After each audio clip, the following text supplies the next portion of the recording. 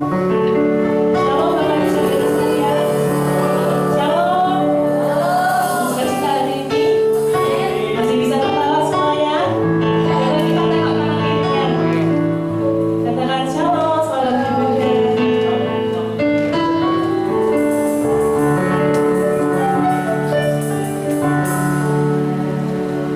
Mari kita angkat pujian dulu sama-sama.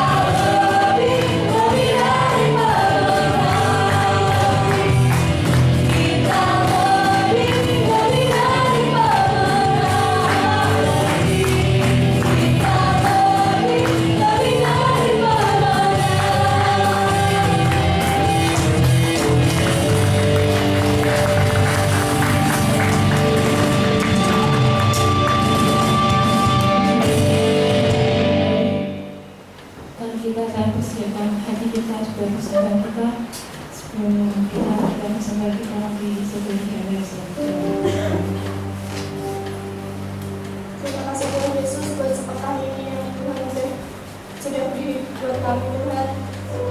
Sebentar lagi kami mau berbuat bakti, kami mau melengkapi ibadah kami dengan memberikan persembahan Tuhan. Kiranya Engkau berkati persembahan kami Tuhan supaya menjadi pelajaran dari kerajaan Tuhan. Engkau memberkati buat pengelolaan yang ada Tuhan untuk dapat mengelola persembahan kami Tuhan sesuai dengan kehendak-Mu, rencana-Mu yang ada Tuhan bagi gereja ini Tuhan. Kami serahkan persembahan kami Tuhan, hanya di dalam nama Tuhan Yesus kami berdoa dan mengucap syukur. Haleluya.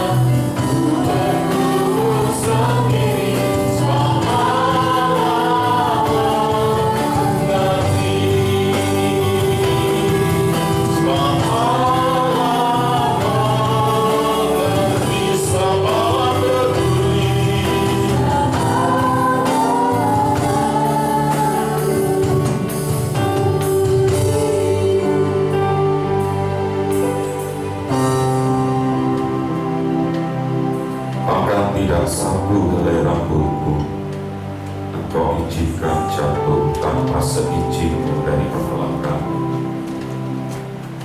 Kami tahu Kau mengerti, kami tahu Kau senantiasa peduli kepada kami. Terima kasih Tuhan, terima kasih. Kami bersyukur hari ini. Berbicaralah kepada kami, sehingga kami mengerti apa yang jadi rencana dan rancangan. Sampaikan kehendak sehingga hidup kami memancarkan kemuliaan-Mu di tengah-tengah dunia yang semakin tidak menentu. Terima kasih. Dalam nama Tuhan Yesus kami siapkan hati kami. Haleluya. Amin. Shalom Bapak Ibu. Salam sejahtera di dalam nama Tuhan kita Yesus Kristus. Sebelum kita masuk, karena ini juga paling tidak nanti ke depannya kita juga akan semakin banyak mengalami pergumulan. Tema hari ini yang ingin saya bagikan, pergumulan mengubah kehidupan. Artinya selama ada pergumulan, kehidupan Anda dan saya akan semakin diperbaharui untuk next level, semakin dekat kepada Tuhan. Kenapa Bapak Ibu? Siapa yang mengikuti perkembangan pemilihan Presiden Amerika? Rame dari ini. Ya kan? Kalau anak Tuhan pengennya petahana yang menang, gereja-gereja dulu. Tapi faktanya sampai perhitungan terakhir kelihatannya Joe Biden yang lebih lebih menang. Kenapa saya mau sampaikan ini? Saya mau sampaikan ini, 66 berarti 70% dari saudara kita itu pilih Joe Biden. Lalu wakil dari Joe Biden itu jaksa agung yang pertama kali mengizinkan, kalau nggak salah itu di negara bagian California, dia jadi jaksa agung waktu itu pertama kali di Amerika LGBT boleh menikah. Jadi homoseks boleh menikah. Jadi Bapak Ibu tahu kedepannya nanti akan seperti apa. Di satu sisi ini negara super power, ya. Lalu kita juga sudah tahu beberapa waktu yang lalu Paus juga mengizinkan LGBT itu berhak untuk berbahagia, bahkan mengizinkan untuk pernikahan juga. Dan itu artinya kita akan semakin melihat nanti apa yang tertulis di dalam Matius 24 itu semakin berdinamik. Orang kawin mengawinkan seperti zaman Sodom dan Gomora. Jadi ke depan kita sudah mulai memahami, saya berharap Bapak Ibu ngerti ini adalah hari-hari akhir. Lalu di Selandia Baru kemarin, minggu-minggu ini, kemarin di Selandia Baru sudah mengizinkan eutanasia. Eutanasia itu Bapak Ibu sudah bosan hidup, ya kan? Terus malas hidup, datang ke dokter nyuntik atau kasih pil kepada Bapak Ibu mati. Itu sudah diizinkan di mana? Di Selandia Baru. Bahkan kemarin kalau nggak salah ada, nggak tahu namanya, yang disamarkan di Detik, ya, Detik.com, namanya bunga mau meloncat dari jembatan layang yang bawahnya dekatnya Lukas itu jembatan Banjar dulu, ya kan? Dia sudah mau bunuh diri gara-gara diputus pacarnya, ya kan? Lah nanti kalau di Selandia Baru boleh, kalau satu negara sudah boleh, pasti nanti akan diikuti oleh negara-negara lain. Ya Bapak Ibu, coba buka dulu Matius pasal 24 ayat yang ke-10. Matius 24, ini hanya saya mau ingatkan dulu supaya Bapak Ibu lebih nanti bisa memahami secara konteks ke depan. Pergumulan kita akan semakin berat. Perhatikan, sudah ketemu ya? Ayat yang ke-10 Bapak Ibu, di situ sangat menarik. Matius 24 ayat yang ke-10. Mulai aja ayat yang ke-8, 2, 3. Akan tetapi barulah apa? Menjelang waktu itu kamu akan dibunuh dan akan dibenci semua bangsa oleh karena namaku, dan mereka akan saling apa? Nah, Anda lihat banyak orang yang akan semakin murtad dan saling apa, Bapak Ibu? Menyerahkan. Nah, hari-hari ini, minggu ini saya ketemu banyak teman-teman hamba Tuhan di Menara Doa pun, ya, mereka cerita dan saya kaget sudah ada sinode baru lagi. Tahun ini saya sudah dengar ada 3 sinode baru. Gereja satu dengan yang lain saling menyerang, saling menyerahkan, itu sudah semuanya sudah terjadi. Akibatnya kasih menjadi apa? Menjadi dingin, kebencian itu semakin apa? Meningkat hari-hari ini. Nah, ini yang jadi dasar. Kenapa bulan ini kita mengambil tema mujizat? Minggu depan kita akan belajar tentang jalan tak terselami. Nah, hari ini bagian kita belajar pergumulan itu. Pergumulan mengubah kehidupan Anda dan saya. Bagaimana pergumulan yang Anda hadapi? Apakah itu mengubah hidup Anda dan saya hari-hari ini? Karena semakin ke depan, tadi saya sampaikan, tidaklah semakin mudah, tetapi akan semakin lebih berat, semakin lebih kita tidak nyaman. Bahkan di Indonesia orang kehilangan puluhan miliar di sebuah bank, sehingga orang akhirnya nggak percaya juga dengan bank. Sebelumnya Denny Siregar lapor bahwa Telkom mencuri apa? Mencuri datanya, sehingga nggak ada tempat yang nyaman hari ini. Anda mau nyimpen uang dimanapun, bank juga ternyata yang ngambil ketua cabangnya. Nah, hari ini kan sedang ramai. Nah, kalau kita nyadari ini, Bapak Ibu, yuk kita belajar dari Yusuf. Perhatikan di dalam Kejadian 39, Bapak Ibu, Kejadian 39, perhatikan mulai ayat yang kelima. Satu perikop ini sebetulnya kita akan apa? Pelajari. Saya baca ayat ganjil terlebih dahulu, Bapak Ibu yang genap, sampai nanti ayat yang terakhir di perikop ini. Perikopnya apa? Yusuf di rumah Potifar. Sejak nomor 5 ya, saya ayat 5 maksud saya. Bapak Ibu nanti mulai ayat yang ke-6, pasal 39. Sejak ia memberikan kuasa dalam rumahnya dan atas segala miliknya kepada Yusuf, Tuhan memberkati Potifar orang Mesir itu karena Yusuf, sehingga berkat Tuhan ada atas segala miliknya, baik yang di rumah maupun yang di ladang.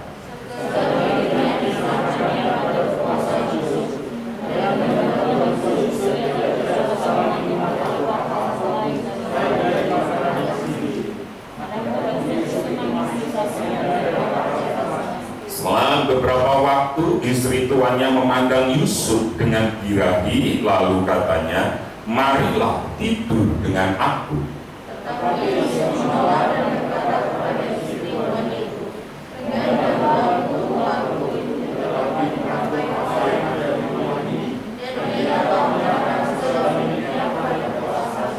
bahkan di rumah ini ia tidak lebih besar kuasanya daripadaku, dan tiada yang tidak diserahkannya kepadaku selain daripada engkau, sebab engkau istrinya.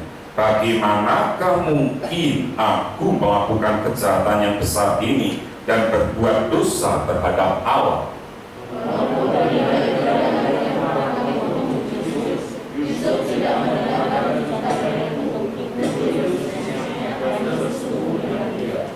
Pada suatu hari masuklah Yusuf ke dalam rumah untuk melakukan pekerjaannya. Sedang dari seisi rumah itu seorang pun tidak ada di rumah.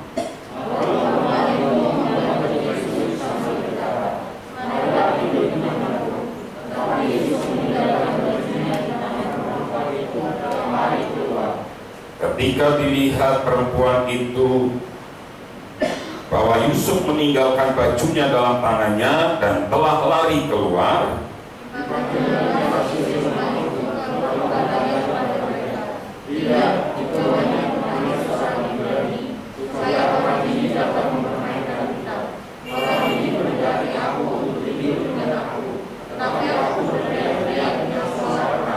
dan ketika didengarnya bahwa aku berteriak sekeras-kerasnya, Ditinggalkannya lah bajunya padaku, lalu ia lari keluar.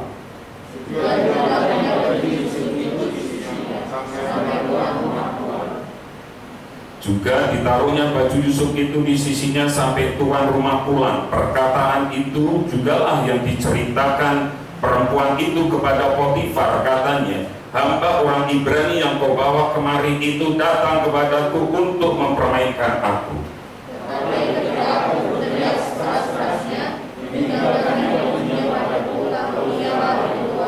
Baru saja didengar oleh tuannya perkataan yang diceritakan istrinya kepadanya, begini begitulah aku diperlakukan oleh hambamu itu, maka bangkitlah amarah Potifar.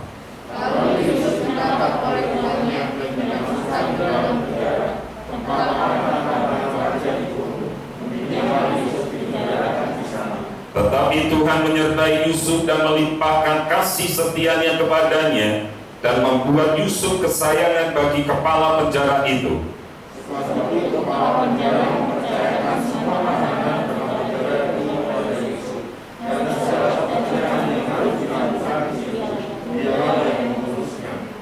Dan kepala penjara tidak mencampuri segala yang dipercayakannya kepada Yusuf, karena Tuhan menyertai dia, dan apa yang dikerjakan Yusuf dibuat berhasil oleh Tuhan. Kita melihat satu hal yang menarik, bagaimana perjalanan hidup Yusuf ini seharusnya bisa menjadi gambaran di dalam kehidupan Anda dan saya. Dan kalau ini dibuat film, maka ceritanya adalah happy ending, bahagia. Yusuf akhirnya jadi orang yang berbahagia. Dan kalau Anda melihat kisah percintaan Yusuf juga sangat menarik. Yusuf dijodohkan. Yusuf tidak pernah cari istri, tetapi dia dapat istri dari imam dari bangsa Mesir. Dan anak-anaknya Manasye juga diberkati Tuhan secara luar biasa. Nah, saya mau bilang gini, Mazmur juga katakan, bila hidup kita benar hari ini, anak cucu kita tidak akan pernah meminta. Nah, ini dimulai Yusuf. Yusuf dibuat Tuhan berhasil. Satu hal yang saya mau katakan kepada Anda, firman Tuhan tidak pernah gugur dalam hidup Yusuf. Kalau Anda belajar dari kisah Yusuf, Yusuf tidak pernah mengalami kegagalan di dalam dia melaksanakan firman Tuhan. Kita melihat Musa gagal karena ketegartengkukan dari bangsa Israel.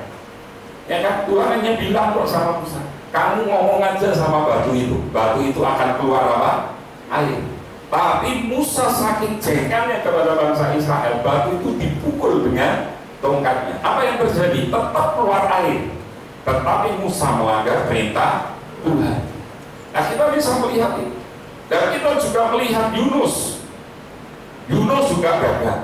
Ayub juga gagal. Kalau Anda lihat dari pasal 3 sampai pasal 38, isinya keluhan Ayub. Ayub juga protes sama Tuhan. Elia, nabi yang besar, pernah lari, bahkan pernah mau bunuh diri. Tetapi Yusuf sampai akhir cerita, kalau Anda belajar dari anak remaja kurang lebih 13 tahun dia hidup di dalam bawah penderitaan, Yusuf akhirnya bisa melihat rancangan Tuhan itu luar biasa dalam hidupnya. Nah, pergumulan apa yang kita bisa melihat? Ya, kenapa saya sampaikan ini? Terkadang Tuhan menggunakan masalah yang kita hadapi sebagai ujian untuk mengubah dan memurnikan kita. Tuhan izinkan itu. Kalau hari ini kau sedang punya pergumulan, hari ini kau sedang punya masalah, dengarkan baik-baik, ucapkan syukur. Katakan dengan saya mengucap syukur atas masalahku. Yakin. Ya, jadi Tuhan izinkan itu justru untuk memurnikan hidup Anda dan saya. Kenapa? Saya pernah sampaikan kepada anak-anak youth, ya, kalau seorang guru, bahkan mungkin di ibadah raya, kalau seorang guru melihat muridnya ujian, guru itu pasti akan bahkan ada yang bilang, ya Pak, dari belakang ngintip dari kaca. Saya ingat, saya pernah sampaikan, guru tidak akan pernah ngajari murid, nggak pernah. Selama saya pernah jadi siswa dari kelas 1 sampai kelas 3 SMA, setiap ada ujian, apalagi itu ujian akhir dari SD ke SMP, SMP maupun ke SMA, gurunya akan bahkan pura-pura baca apa? Baca Quran. Saya pernah jadi guru. Setiap pas saya ngasih ulangan atau tes atau ujian, baik itu mingguan, harian atau tes akhir semester, saya akan ngajarin murid-murid. Dan dari situ saya bisa melihat siapa yang bisa nilainya tinggi, pasti dia akan belajar sungguh. Demikian juga dalam hidup Anda dan saya. Tuhan sepertinya diam waktu kita ngadepin masalah, waktu kita ngadepin pergumulan. Tuhan sepertinya diam. Tapi dengar baik-baik, Tuhan sedang memurnikan engkau dan saya. Nah, dari tahun ini kita akan belajar beberapa hal. Yang pertama, saya berharap tulisannya tidak berubah. Yang pertama itu berbicara pergumulan menghadapi godaan. Katakan, pergumulan menghadapi godaan. Di ayat yang kita baca dan kita dengar bersama-sama, ini kan godaan yang dihadapi oleh Yusuf berkaitan dengan tante Potifar. Ya, zaman now bilang gini, godaan itu tentang harta, tahta, dan Renata sekarang. Betul ya? Harta, tahta, Renata. Nah, mungkin ada yang bingung, Pak, Renata itu siapa? Ayu murah. Dan Renata, penggantinya siapa? Marinka. Nah, nanti Anda cari aja.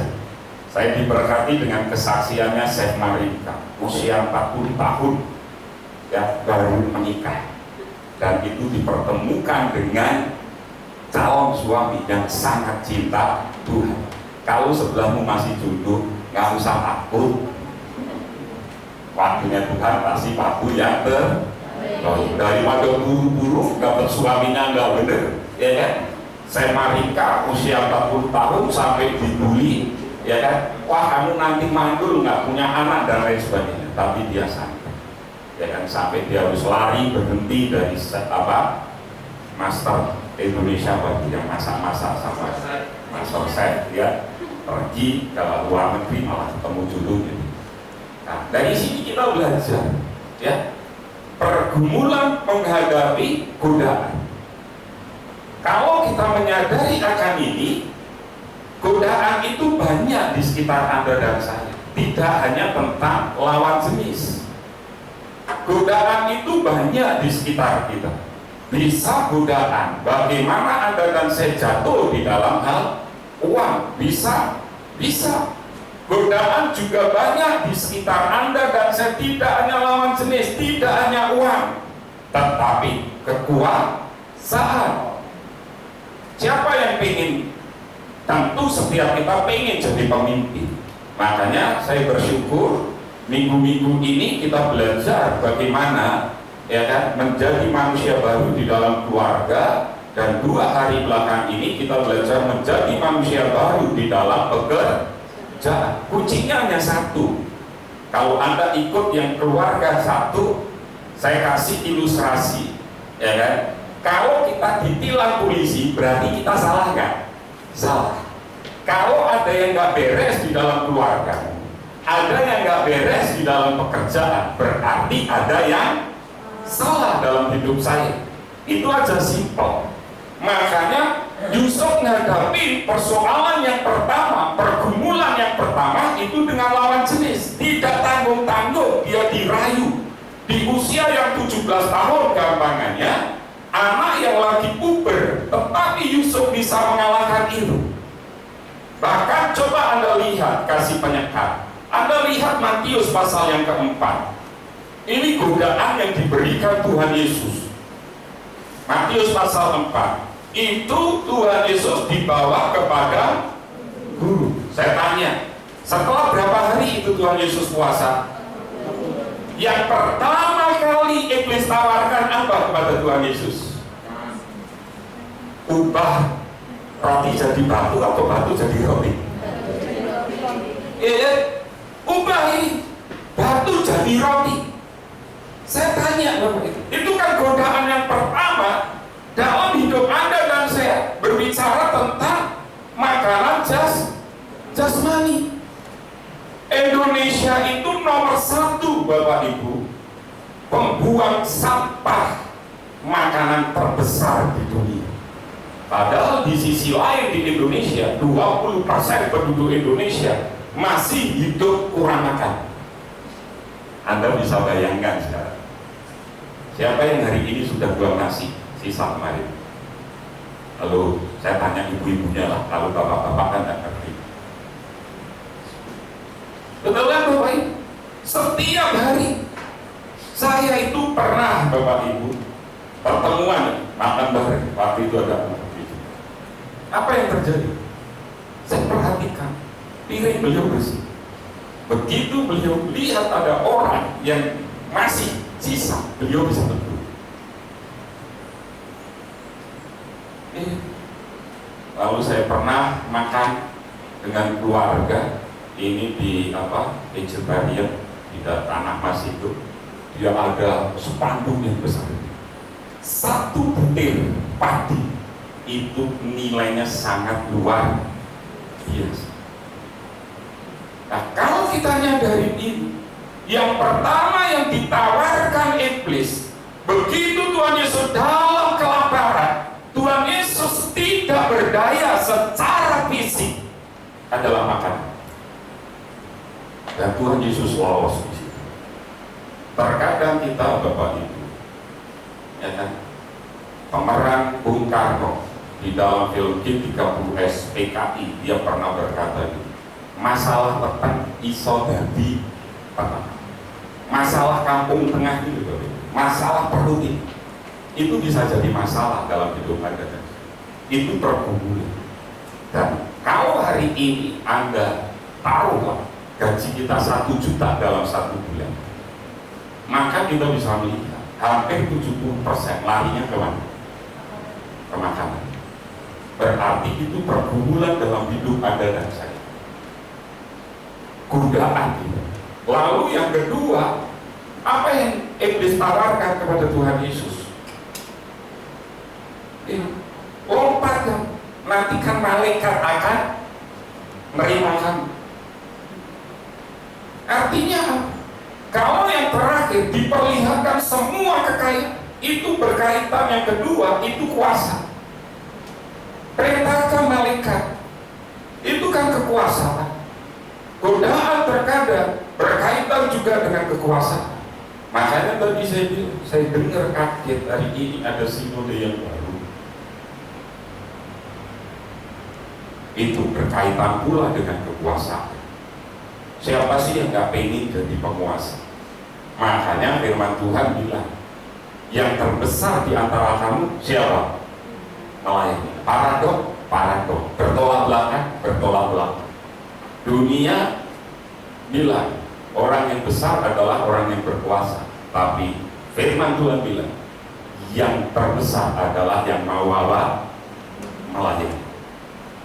Yang terakhir Tuhan Yesus diperlihatkan, seluruh dunia, kekayaan dunia jadi milik, itu berkaitan dengan kekayaan. Siapa yang nggak ingin jadi kaya? Ini godaan terbesar dalam hidup Anda dan saya. Tapi Rasul Paulus kepada anak rohaninya Timotius pesan, akar dari segala kejahatan apa? Cinta uang. Makanya hati-hati. Masing-masing Anda dan saya pasti punya sisi tergelap di mana kita tidak kuat di dalam menghadapi godaan itu. Makanya hati-hati. Makanya kita perlu nanti di sesi keberapa itu kita akan belajar supaya kita kuat, kita perlu satu dengan yang lain. Persekutuan, pertemanan yang sehat. Nah, terkadang godaan datang ketika kita sedang berada di mana? Zona nyaman. Itu datang. Justru pada saat Anda di tengah masalah, nggak ada godaan, Anda akan fokus bagaimana menyelesaikan apa? Masalah. Tapi waktu kita sudah nyaman, waktu kita sudah merasa kita kuat, kita hebat, justru di situ ada godaan. Nah, kalau kita menyadari ini, kehidupan yang nyaman dan damai, kenapa? Karena iblis tidak suka anak-anak Tuhan hidupnya diberkati. Dia nggak suka Anda diberkati. Makanya dicarilah kelemahan Anda, dicarilah kelemahannya. Apa yang membuat Anda lemah? Dicari, kasih tadi harta, dikasih tadi tahta, dikasihlah renata, wanita, lawan jenis, maka bisa jatuh. Ya. Yang penting adalah bagaimana respon kita terhadap apa? Godaan. Itu yang penting. Respon Anda bagaimana di dalam menghadapi godaan? Apakah kita tetap taat atau kita justru jatuh? Ingat ya, godaannya tadi Tuhan Yesus memberikan contoh, memberikan gambar. Iblis itu pakai itu, godaan. Dan kalau Anda jatuh, ya sudah, Anda tidak akan pernah melihat kemenangan itu. Jadi pergumulan hidup kita, bisa nggak Anda dan saya mengalahkan godaan itu? Pernahkah Anda bergumul ketika menghadapi godaan? Ingat, godaan datangnya pas apa? Waktu kita dalam zona nyaman. Waktu kita nyaman, pasti akan ada godaan. Makanya hati-hati dengan zona nyaman Anda. Lah, kalau kita nyadari ini, apa yang bisa kita lakukan supaya kita menang di dalam menghadapi godaan? Kita tahu Tuhan Yesus bilang ada tertulis, ada tertulis, ada tertulis. Artinya apa? Kalau firman Tuhan ini benar-benar hidup dalam hidup Anda, jadi rema dalam hidup Anda dan saya, Anda akan menang menghadapi godaan. Apapun bentuk macam godaan apapun, bisa. Anak-anak kita, anak-anak muda, sekarang saya tanya, pornografi di tangan nggak? Di tangan. Bisa? Ya bisa. Di mana? Di kamar sendiri, di kelas, ruang kelas juga apa? Bisa. Di gereja bisa? Bisa. Di tangan sekarang. Lebih canggih dari zaman saya. Makanya orang sekarang kan susah repot kalau dia tidak punya data. Pusing. Ya kan? Cari musafir bagi pergi cari. Jadi kita nyadari ini, itu godaan. Begitu godaan kena, sudah. Saya membaca di jawaban.com yang bikin film apa itu solusi, kisah nyata solusi. Kenapa jatuh di dalam perselingkuhan, jatuh di dalam godaan lawan? Dimulai dari hal sepele tadi. Dari pornografi itu godaan sekarang.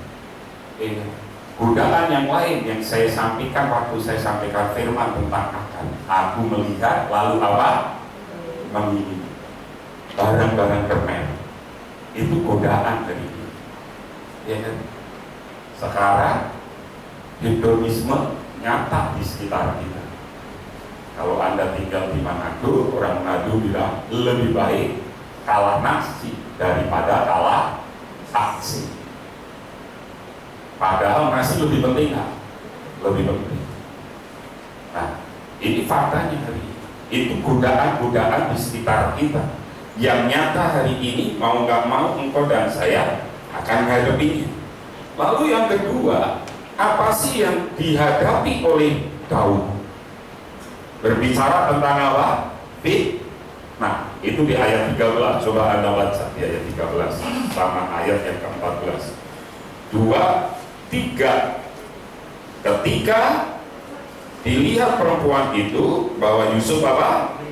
Meninggalkan bajunya dalam tangannya dan telah lari keluar, dipanggilnya lah seisi rumah itu, lalu apa? Lihat, dibawanya kemari seorang Ibrani supaya orang ini bisa apa?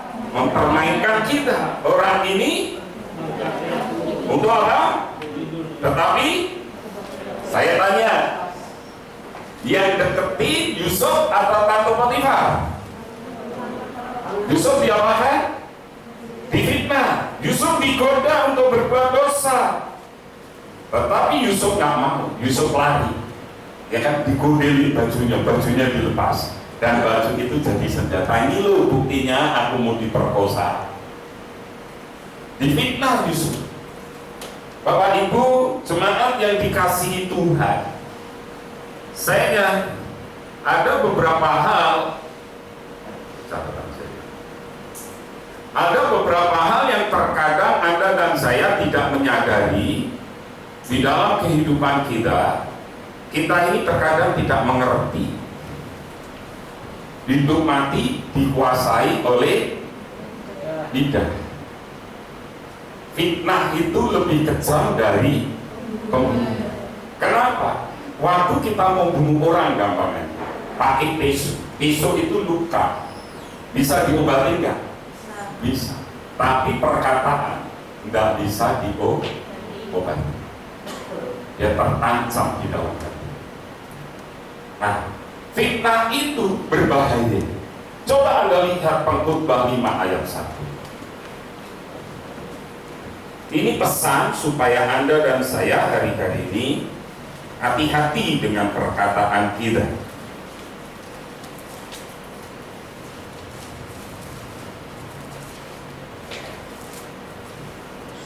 Kita ketemu?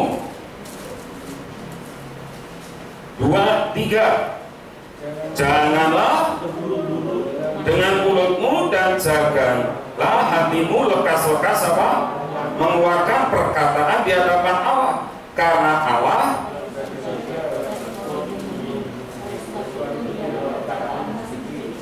jadi perkataan kita harus apa? Sedikit. Artinya apa? Di situ Tuhan pesen kok sama kita, janganlah terburu-buru dengan apa? Mulut. Makanya Tuhan ngasih Anda mulut berapa? Telinga berapa? Artinya Anda harus cepat nangkep, tapi sedikit pelan untuk berbicara. Tangkap, renungkan. Makanya saya bilang gini kan, pesen papa saya, warto tekan gonmu mesti apa? Nambah, berkat mesti apa? Kurang. Titeni sapa sing doho. Itu penting. Karena ini berbicara kita melihat fitnah. Yusuf itu menghadapi pergumulan di fitnah. Saya lupa tahunnya, tetapi 1800. Tadi saya cari di catatan saya tidak ketemu. Ada seorang arkeolog, dia menemukan ada hiasan dinding di dinding. Itu dia yang nemuin pertama kali relief di dinding. Waktu dia cerita, oh ini yang pertama kita baru ngerti ini, ada hiasan di dinding. Tetapi arkeolog yang lainnya bilang nggak mungkin itu kamu yang bikin. Lalu disebarkan berita bahwa itu bukan dari budaya yang lalu, tetapi baru dibuat oleh sang arkeolog ini. Akhirnya apa? Arkeolog ini mati karena depresi, hanya gara-gara dibully atau difitnah sesama para ahli arkeolog. Nah, ini membuktikan bagaimana kita bisa menyadari bahwa fitnah itu berbahaya. Sampai hari ini, ya kan, kita belajar Tuhan Yesus juga difitnah bahwa mayatnya diambil oleh para murid-murid. Sampai hari ini orang asli Yahudi nggak percaya kalau Yesus mati dan dibangkitkan, hanya gara-gara fitnah. Nah, kalau kita menyadari ini, Bapak Ibu yang dikasih Tuhan, hati-hati. Kenapa kita belajar? Kalau Anda mengikuti di pelajaran yang pertama, ya kan, tentang pekerjaan, apapun yang kita kerjakan harus untuk Tuhan, betul ya? Nah, saya ambil contoh di dalam Bilangan 13. Itu Harun, kakaknya Musa, sama adiknya yang perempuan, itu ngomong jelek-jelekan Musa, Miriam, jelek-jelekin. Tuhan, ini kan sama-sama nabi. Kenapa Musa yang dipilih diomong ini di seluruh rakyat Israel? Pertanyaan saya, yang berurusan dengan Tuhan akhirnya siapa? Miriam sama Harun. Dan yang terjadi adalah Miriam kena kustu. Hati-hati dengan mulut ini. Kalau kita nggak ngerti, maupun kita ngerti, lebih baik apa? Yusuf ngadepin pergumulan ini. Apa yang diambil oleh Yusuf? Anda baca tadi, Yusuf protes kan? Ini menyangkut hidup matinya Yusuf tuh. Sampai dia di penjara kan? Apa yang dihadapi Yusuf? Yusuf hanya diam. Dan kita lihat ketika kita berbuat benar seperti Yusuf, reaksi kita benar, ya kan? Bisa jadi kemudian kita akan mengalami tuduhan dan fitnah karena iblis tidak menyukai kita berbuat benar. Iblis bisa makin supaya Anda dan saya jatuh. Tapi Yusuf diam. Yusuf hanya menyerahkan semuanya kepada Tuhan. Yusuf memberi teladan bahwa respon yang benar diperlukan dalam pergumulan menghadapi fitnah. Nah, ini yang harusnya Anda dan saya menyadari. Satu, pergumulan tentang apa tadi? Godaan. Yang kedua, pergumulan itu bisa mengubah hidupmu kalau kau bisa lolos mengatasi kalau engkau juga difitnah. Kalau zaman sekarang, anak-anak sekarang istilahnya dibully kan. Bagaimana kita bisa mengatasi itu semua? Kalau respon kita seperti Yusuf, kita menang. Pernahkah Anda sekarang? Apakah Anda pernah difitnah seseorang? Karena responmu yang menentukan kau akan naik atau tidak. Saya bilang saya pernah. Tapi saya bilang kan sepatu saya tidak punya hak, sehingga saya tidak punya hak untuk menjawab dan menerangkan. Tuhan hanya minta saya, udah diam. Saya diomongin macam-macam, diputar balikan dan lain sebagainya, dijelek-jelek. Saya diam. Dan hari ini saya bersyukur. Kenapa? Saya ngerti orang yang jelek-jelekin saya, oh karakternya seperti itu, oh seperti itu. Saya jadi, justru saya kasihan sama dia. Saya panggil, ngomong sama dia, hampir 3 jam. Dan saya ngerti supaya nanti tidak dipatut lagi, dibalikkan lagi. Saya ngomong, kita rekam ya. Saya rekam percakapan saya. Waktu Tuhan izinkan saya di. Tapi ada waktu ketika Tuhan izinkan untuk saya berbicara dengan dia, saya panggil. Kita rekam ya, saya rekam.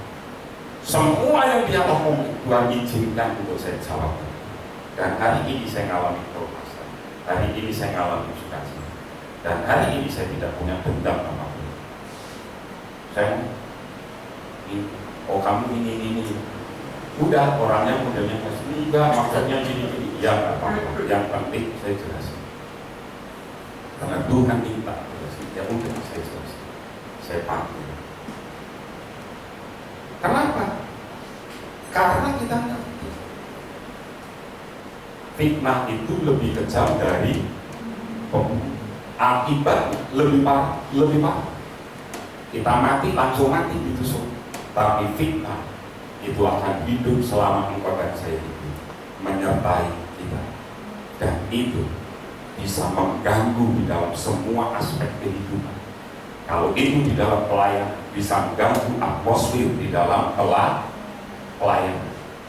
Makanya hati-hati dengan perkataan kita, pengkhotbah tadi kita. Hati-hati. Ya. Meskipun engkau ngerti, meskipun engkau tahu, yang kedua, kalau engkau hari-hari ini ngadepi pergumulan tentang engkau difitnah, belajar dulu diam, serahkan itu kepada Tuhan. Waktu saya serahkan kepada Tuhan, hari ini saya melihat pertolongan Tuhan itu sangat luar biasa. Oh seperti ini, malah justru saya kasihan. Dan kalau kita nyadari ini Bapak Ibu yang dikasih itu, yuk kita belajar. Ya, pergumulan godaan, kalau engkau bisa lewati itu, maka engkau akan next level. Waktu engkau difitnah seperti Yusuf, ngadepin pergumulan itu berat. Akhirnya Yusuf dipenjara. Tanpa Yusuf pernah menjelaskan apapun. Yusuf hanya diam. Tetapi ingat, pembelaannya datangnya dari siapa? Dari Tuhan. Dan itu yang Yusuf lakukan. Yang ketiga, apa yang dihadapi oleh Yusuf? Pergumulan menghadapi penjara. Di ayat yang ke-20 sampai ayat yang ke-23 terakhir itu akhirnya Yusuf dipenjara. Pertanyaan saya, Yusuf disertai Tuhan? Disertai Tuhan. Karena sikap hatinya yang benar. Penjara secara fisik Yusuf masuk di dalam penjara. Tetapi secara rohani hari ini Anda dan saya bisa dipenjara. Penjara tentang apa? Engkau bisa dipenjara di dalam hubunganmu dengan pacarmu kalau engkau belum menikah. Banyak kan anak-anak yang pacarnya posesif, pacarnya terlalu apa? Ngatur, nggak boleh ini, nggak boleh itu, nggak boleh berteman dengan ini, nggak boleh berteman dengan itu. Ada. Padahal orang pacaran itu Bapak Ibu sebetulnya Alkitab nggak ada itu pacaran. Yang ada adalah tunangan. Diikat sedemikian rupa sehingga nggak bisa gerak, dicurigai terus. Hari ini mungkin ikatan penjaramu adalah masalah uang. Masalah uang. Kemarin itu saya lupa guyonan sama Bu Mary juga. Kalau kita sakit meriang, bukan Bu Mary dan kemarin waktu kita doa di menara, semua waspada doa. Hari Sabtu kemarin, karena saya minta di menara disediakan satu obat khusus setiap hari semua waspada minum satu obat itu. Kalau memang sakit harus minum 3 kali, meriang 3 kali, pagi 3, sore 3. Kita sediain untuk mereka stamina. Harganya lumayan, mahal nggak apa-apa. Kita beli supaya mereka juga sehat. Kalau mereka kena, pengawal Semarang juga kena. Kita sediakan. Nah, ngomong kan, ini berapa? Pak, yang murah 60.000 untuk isi 24 kapsul. Yang lainnya ini sudah 75, ini obat racikan kita untuk nangkal corona itu. Habis. Terus minumnya pokoknya kalau sudah merasa meriang ya minum 3 kali. Nah 2 kali, sekali minum 3. Ada satu teman yang ngomong, lah Pak, kalau dompetnya meriang minumnya apa? Ya aku yang bingung nih, dompetmu meriang minumnya apa?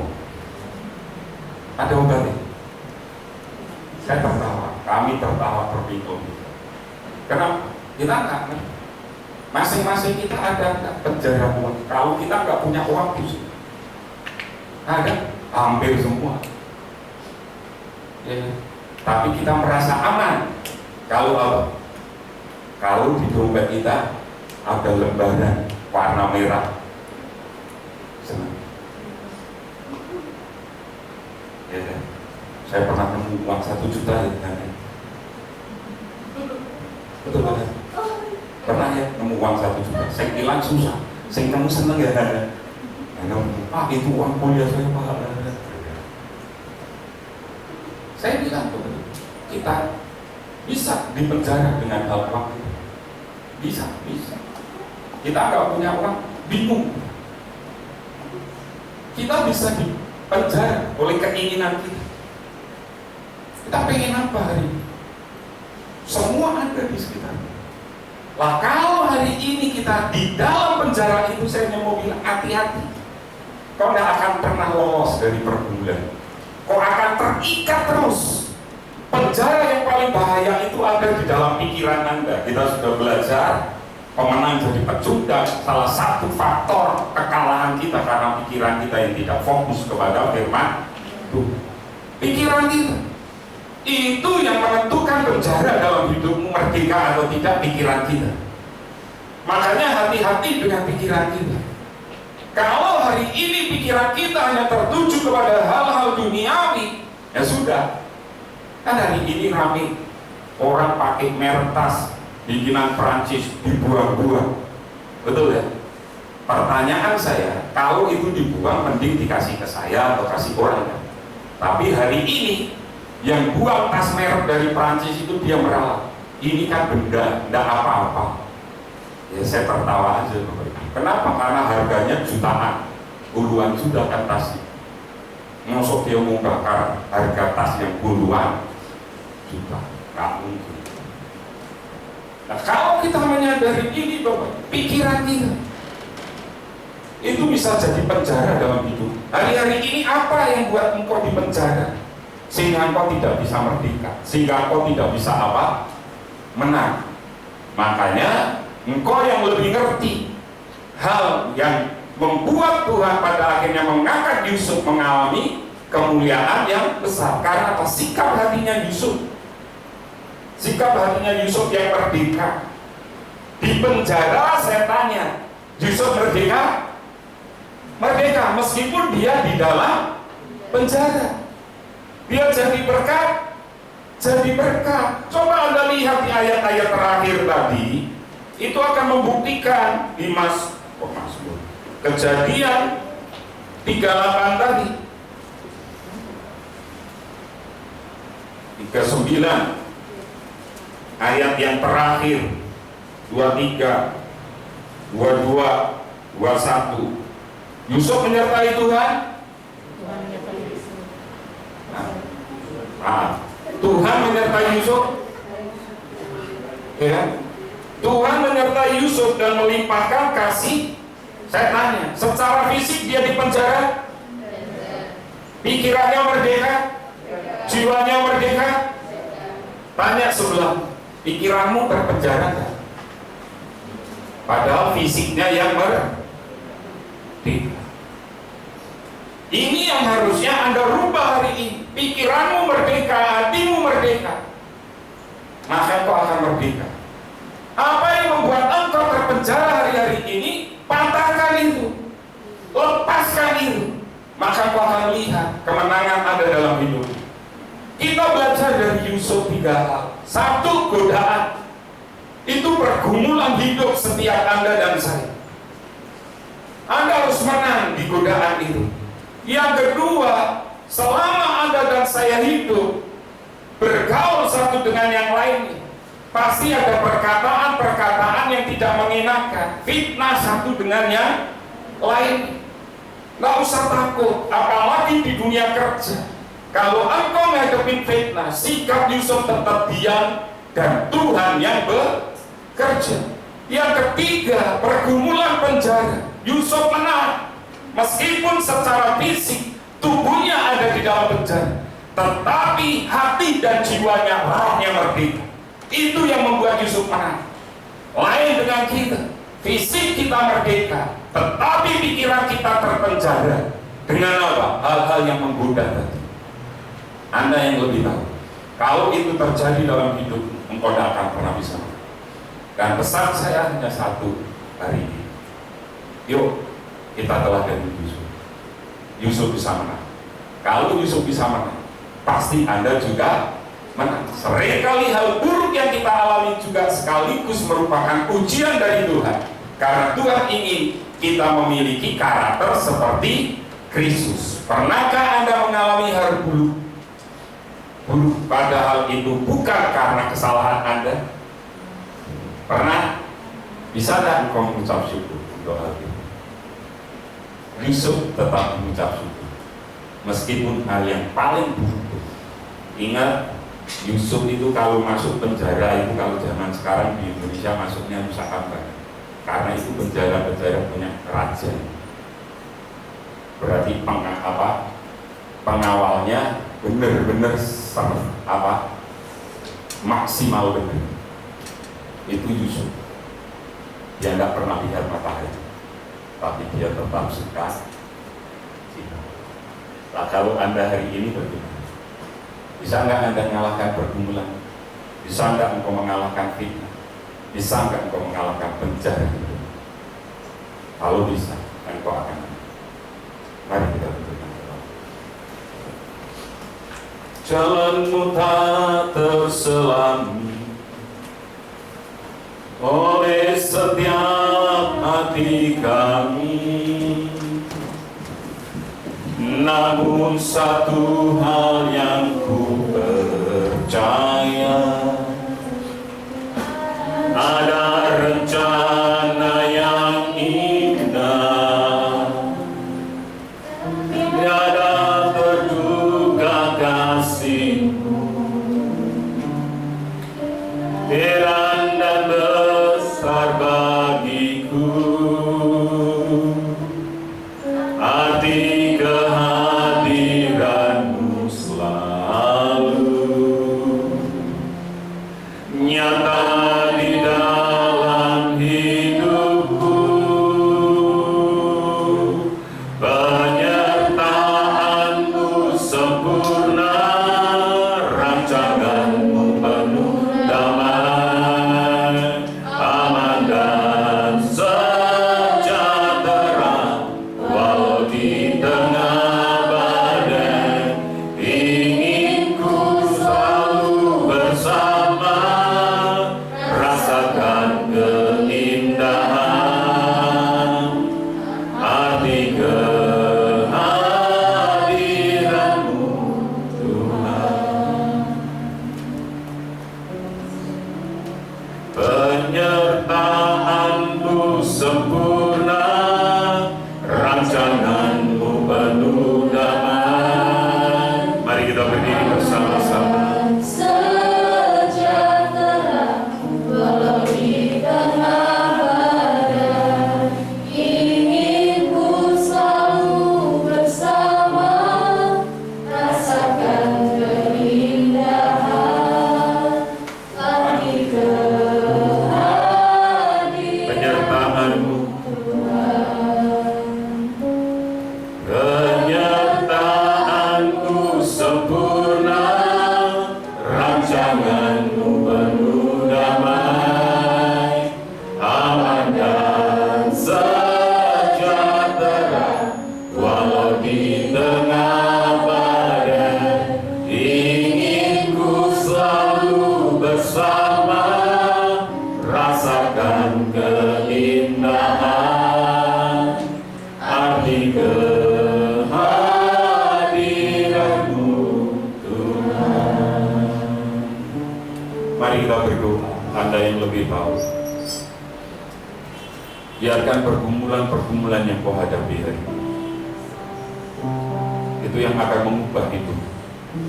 Kita belajar Yusuf menghadapi pergumulan yang sangat berat. Dia menghadapi pergumulan godaan dan dia menang. Dia menghadapi pergumulan fitnah, dia hanya dia dan dia menang. Dia menghadapi pergumulan tentang penjara, dia tetap bersuka cita dan dia akhirnya menang. Saya tidak tahu hari ini kau sedang menghadapi pergumulan, tapi belajar. Waktu engkau bisa mengerti rencana dan rancangan Tuhan, maka engkau bisa melihat kemenangan itu ada dalam hidup. Jalanmu tak terselami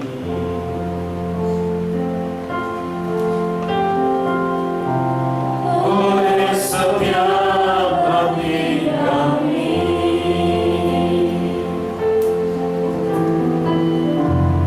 namun satu hal yang ku percaya, ada rencana yang indah,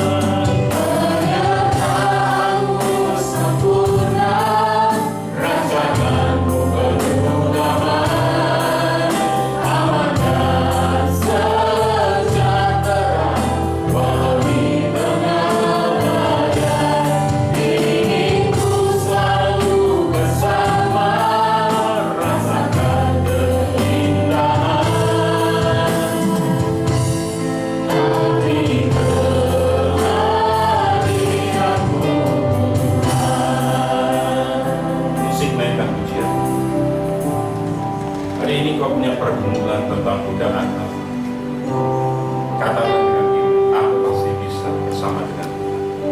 Kalau hari ini engkau merasa dan kau tahu kau sudah difitnah orang, bisakah engkau memberkati orang yang memfitnah? Bisakah engkau lepaskan pengampunanmu kepada orang ini, orang yang sudah memfitnah? Ucapkan syukur kepada orang ini. Doakan dia. Kalau hari ini pikiranmu terpenjara oleh karena materi, oleh karena kedudukan, oleh karena harta, kekayaan, merdekakan pikiranmu. Bebaskan itu di hadapan Tuhan. Mengasihi engkau yang lebih tahu. Taruh tangan kanan di dada, angkat tangan kiri, lepaskan sukacita, katakan, aku mau mengalami Kristus hari ini. Aku mau mengalami Kristus hari ini. Aku mau mengalami Kristus hari ini. Segala godaan hidupku aku patahkan di dalam nama Tuhan Yesus Kristus.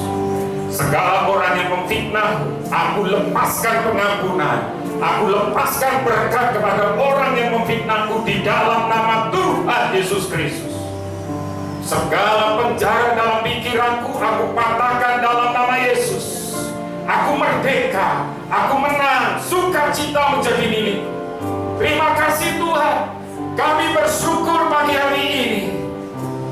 Kami tahu Engkau sedang memproses kami supaya kami next level, supaya kami semakin hidup memancarkan kehidupan-Mu, sehingga hidup kami mempermuliakan, sehingga hidup kami memancarkan akan kasih setia. Biarkan hari-hari ini Tuhan, kami akan melihat kasih. Kami tidak bisa berjalan tanpa Engkau, karena kami tahu hanya Engkau yang membawa kami dari satu kemuliaan kepada kemuliaan yang lain.